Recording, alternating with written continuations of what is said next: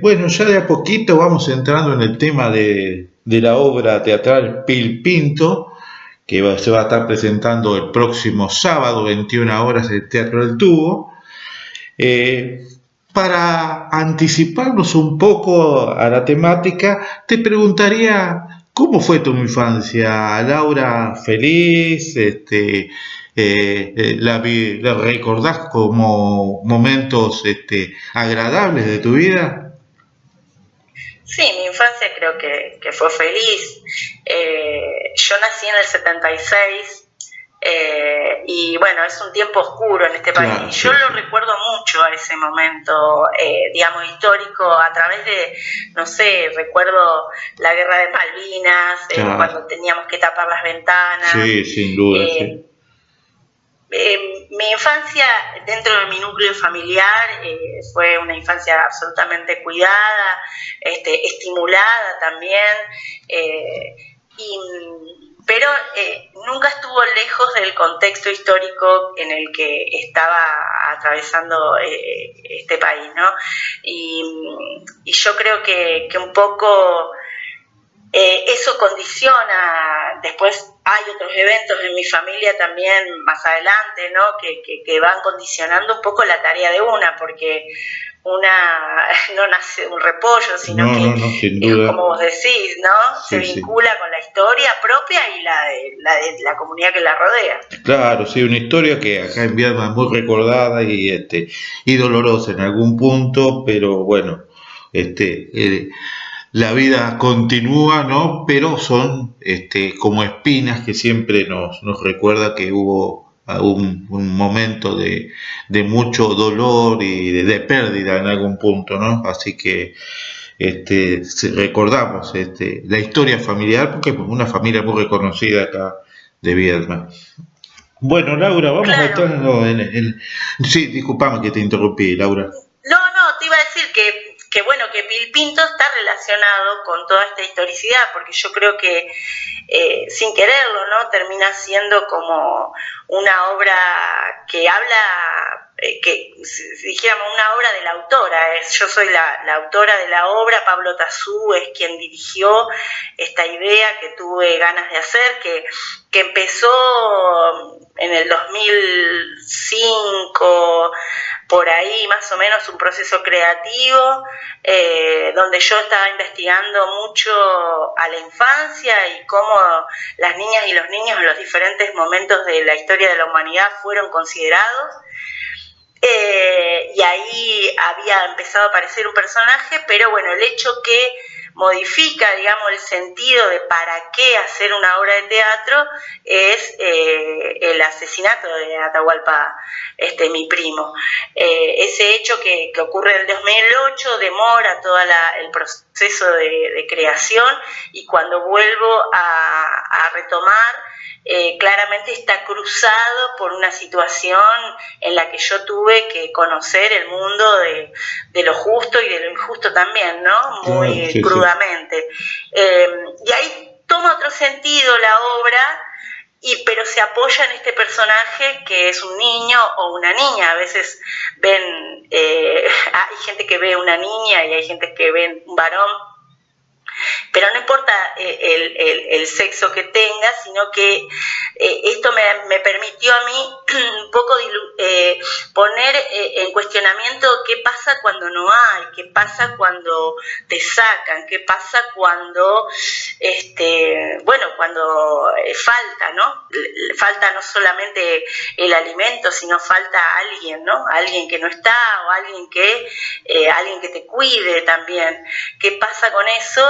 Y un poco, bueno, es el niño, este personaje me permite anclar en un lugar amable, ¿no? Tierno, de juego, que trata de interpelar al espectador en tanto qué le va pasando cuando este niño pierde, no encuentra, no tiene, y qué le pasa cuando logra encontrar algo, ¿no? Que de eso se trata un poco la obra. Sí, Este sí. niño, este personaje está tratando de encontrar algo para sí, ¿no? Algo que lo alivie, algo que le haga sentido, algo que lo salve un poquito, ¿no? Bueno, estamos en comunicación con Laura Vinaya, que es autora y protagonista de Pil Pinto, que se va a estar proyectando, o se va a estar representando en el Teatro El Tubo el próximo sábado. Laura, decime, ¿qué te motivó a escribir esta obra? ¿Tuvo algo que ver con lo ocurrido con Atahualpa? ¿Fue algo más interno tuyo? Contanos acá a la audiencia de cuál fue esa motivación que te llevó a escribirlas. En principio, yo creo que quienes actuamos o quienes queremos, tenemos una necesidad de comunicar. Yo quería hablar un poco de la fragilidad de la infancia, ¿no? de los niños y las niñas, porque estaba muy en contacto con ellos y notaba, ¿no? El mundo adulto a veces como iba rompiendo esa fragilidad. Y luego, sí, cuando sucede lo de Atahualpa empieza a atravesar otra cuestión que muy marcada, que es la cuestión de la injusticia, y dónde está lo injusto, ¿no?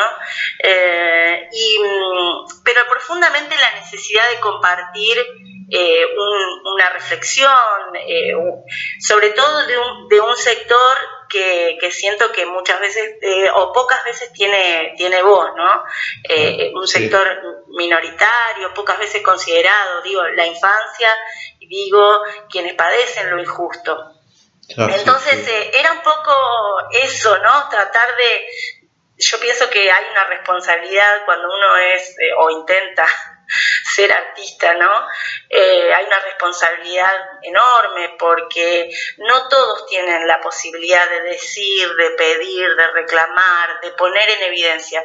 Y si nosotros tenemos la posibilidad de acceder a un micrófono, a un escenario, a una pantalla, bueno, tenemos que ser cuidadosos con lo que decidimos comunicar, porque probablemente lo vamos a hacer en nombre de quienes mueren, de quienes padecen silencios enormes, y simplemente esa premisa es la que me hace a mí observar, al menos, probablemente nunca lo logre, ¿no? Pero observar cuál es el mensaje que estoy queriendo llevar y hacia quién y a quienes con quienes estoy colaborando mediante ese mensaje, ¿no? Así es. Bueno, Laura, es un placer estar en contacto con vos. Te deseamos éxitos en la obra que el próximo sábado se va a estar representando en el Teatro El Tubo. ¿Querés agregar algo más a la charla, Laura? No, sí, simplemente decirle que a la gente que va a ir a ver una obra que es amable y que yo creo que por lo menos se va a conmover, digamos.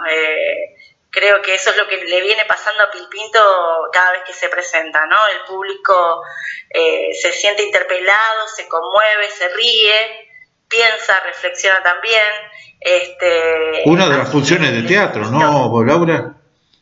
¿Cómo? Una de las funciones de teatro es conmover, reflexionar, que el que entre a ver una obra no salga de la misma manera, sino salga pensando algo distinto, o cuestionándose, o interpelándose, o viendo cosas distintas, ¿no? Sí, y también que en estos tiempos donde la pantalla y lo digital está tan cruzado entre los ojos nuestros y el mundo, el teatro un poco viene a traer un poco de calma a eso, no vas a ver una pantalla.